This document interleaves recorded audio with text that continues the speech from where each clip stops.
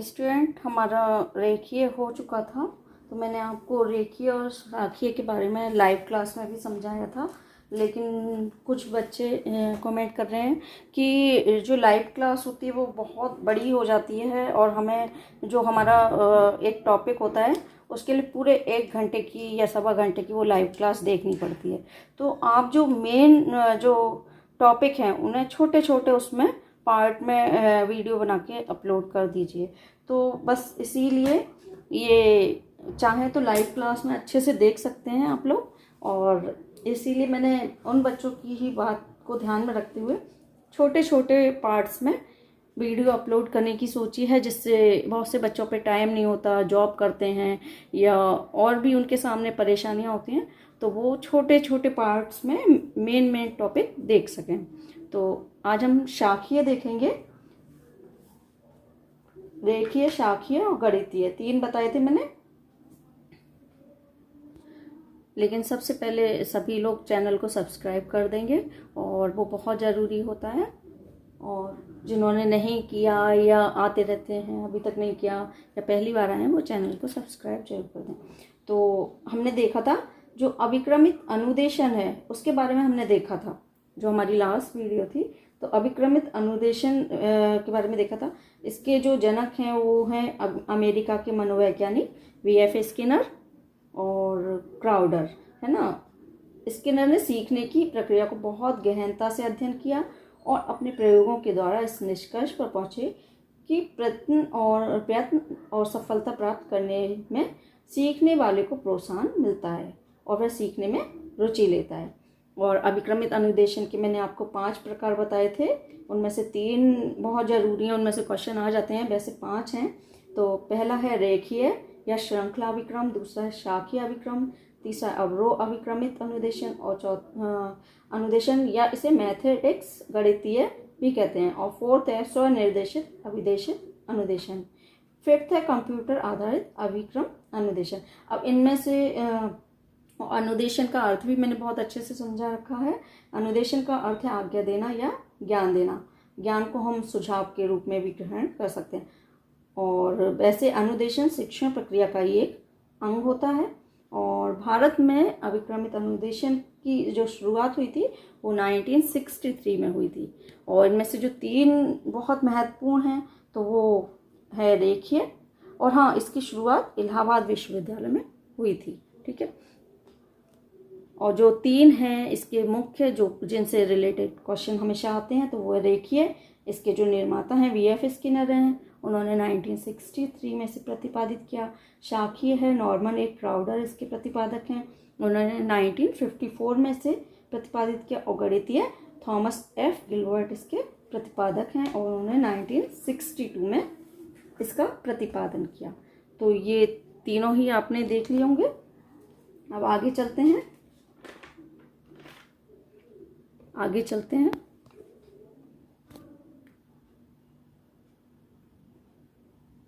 दिखाई दे रहा होगा सभी को।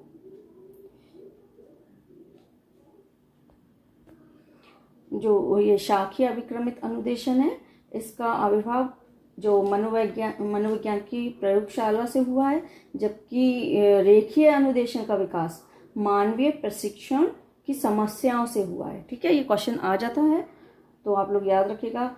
और नॉर्मन ए क्राउडर 1954 में संयुक्त राज्य अमेरिका में इसका विकास किया था। इन्होंने अमेरिका में इसका विकास किया और शाखीय अभिक्रम की व्याख्या की, ठीक है।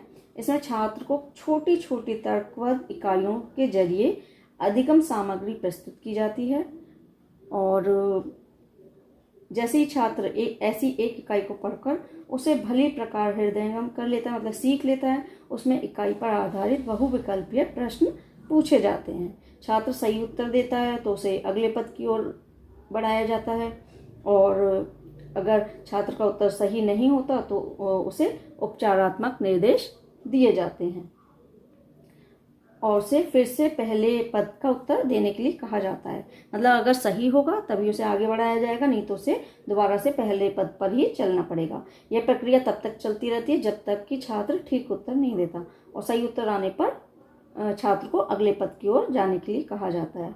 इसमें कुशाग्र बुद्धि और कमजोर दोनों ही तरह के छात्रों को अलग अलग पदों के द्वारा अंतिम लक्ष्य यानी कि अंतिम व्यवहार तक पहुंचाने के लिए कहा जाता है। शाखीय अभिक्रमित अनुदेशन में कमजोर जो छात्र होते हैं उनकी अपेक्षा एक प्रतिभाशाली छात्र अंतिम व्यवहार तक जल्दी पहुंचता है। ये तो है ही, जो प्रतिभाशाली छात्र है वो जल्दी चीज़ों को सीखेगा और कमजोर छात्र देर से सीखेगा। तो प्रतिभाशाली छात्र जल्दी अंतिम लक्ष्य तक या अंतिम पद तक पहुंचता है। अभिक्रम की इस शैली में छात्रों को गलतियां करने की अपेक्षा उनके निदान पर जोर दिया जाता है। इसमें गलतियों पर ज़्यादा जोर नहीं दिया जाता बल्कि उसके निदान पर जोर दिया जाता है। यहाँ तक समझ आ गई होगी। आगे देख लेते हैं। इस प्रकार का जो अभिक्रम होता है उसको शाखीय अभिक्रमण इसीलिए कहा जाता है क्योंकि इसमें सभी छात्र रेखीय अभिक्रमण की तरह एक पद से दूसरे पद तक बढ़ने के लिए एक ही पद को नहीं अपनाते बल्कि वे अपने अपने उत्तरों पर आधारित अलग अलग शाखीय रास्ते पर शाखीय किसे बोलते हैं, रास्ता है ना, तो अलग अलग रास्ते को अपनाते हुए अपने अंतिम व्यवहार या लक्ष्य या पद तक पहुंचते हैं। और इसमें समस्त अनुक्रियाओं पर नियंत्रण किसका रहता है, छात्रों का। इसे आंतरिक अभिक्रम भी कहते हैं और यह रेखीय वहाय अभिक्रम भी कहलाता है। इसके कई नाम हैं, किसी भी नाम से आ सकता है, ध्यान रखिएगा। शाखीय अभिक्रमित अनुदेशन के 3 व्यवहारिक अधिनियम है। कौन कौन से हैं?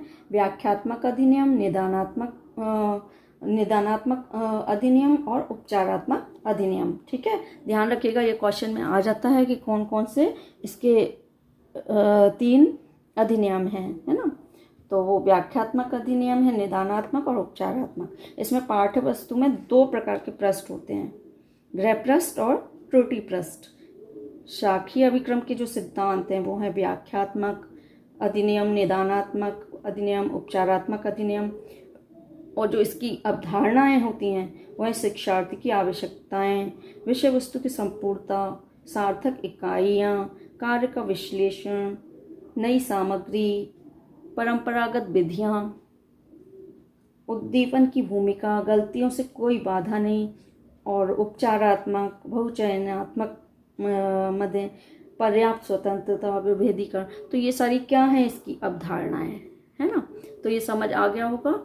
बहुत छोटे रूप में समझाने की कोशिश की है मैंने, और वही है ना, अगर ज़्यादा छोटा कर देंगे तो फिर आपकी समझ में भी नहीं आएगा। चलिए जल्दी से देख लेते हैं आप, क्योंकि बुक तो सबके पास है लेकिन वो समझ में कम आती हैं। चलिए, शाखीय प्रोग्रामिंग के प्रतिपादक श्री नॉर्मन ए क्राउडर थे।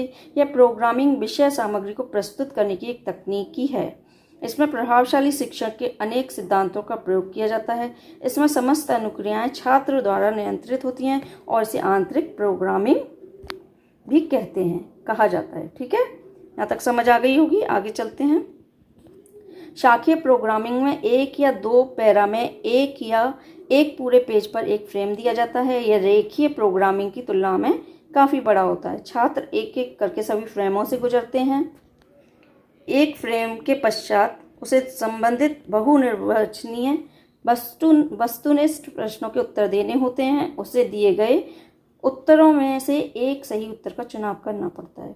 यदि उसका उत्तर सही है तो वह आगे बढ़ता है, यदि उसका उत्तर सही नहीं है तो उसे उपचारात्मक निर्देश प्रदान किए जाते हैं। इस हेतु उसे मूल अंश या विशिष्ट रूप से तैयार किए गए उपचारात्मक श्रृंखला की ओर जाने का निर्देश दिया जाता है और बाद में पुनः इस पद पर आने तथा उत्तर देने को कहा जाता है। जैसे कि मैंने अभी बताया था कि एक पद पे वो चलता है, अगर अगले पद पे तभी जाने की अनुमति होती है जब वो प्रश्नों के उत्तर सही देता है ना। मैंने अभी समझाया था आपको। यह क्रिया तब तक चलती रहती है जब तक कि छात्र के उत्तर सही नहीं दे देता। केवल सही समय मिलने पर ही उसे अगले पद पर अग्रसर होने के लिए कहा जाता है। आगे चित्र के माध्यम से स्पष्ट किया गया है, देखते हैं। चलिए चित्र देखिए, चित्र दिया हुआ है। मुख्य पृष्ठ होता है, 2 पृष्ठ होता है मैंने, है ना। मुख्य पृष्ठ, उसमें पहली अनुक्रिया, उसके बाद अगर सही आंसर होते तो अगले पद पर जाता है, उसके बाद अगले पद पे। अगर वो गलत करता है तो पिछला ही पद उसे दोबारा से करना पड़ता है ना। ये फ्रेम इस तरह से बने होते हैं। चलिए आगे देखते हैं। शाखीय प्रोग्रामिंग में कमजोर छात्र की अपेक्षा प्रतिभाशाली छात्र अंतिम व्यवहार तक जल्दी पहुंचता है। मैंने बताया था कि प्रतिभाशाली छात्र जल्दी चीज़ों को सीखता है तो वो अंतिम व्यवहार तक जल्दी पहुंचता है। अभिक्रमण की शैली में छात्रों की त्रुटियां करने की अपेक्षा उसके निदान पर ज़्यादा जोर दिया जाता है। इस प्रकार के अभिक्रमण को शाखीय अभिक्रमण इसलिए कहा जाता है क्योंकि इसमें सभी छात्र रेखीय अभिक्रमण की भांति एक पद से दूसरे पद तक बढ़ने के लिए एक ही पथ नहीं अपनाते, वरन वे अपने अपने उत्तरों पर आधारित अलग अलग शाखीय रास्ते अपनाते हुए अंतिम पद तक पहुंचते हैं। इसमें सभी पदों को प्रस्तुत करने का कोई निश्चित क्रम नहीं होता। इसमें अनुक्रियाओं पर नियंत्रण छात्रों द्वारा होता है, अतः छात्र अपनी योग्यताओं के अनुसार अनुक्रियाएं करता है।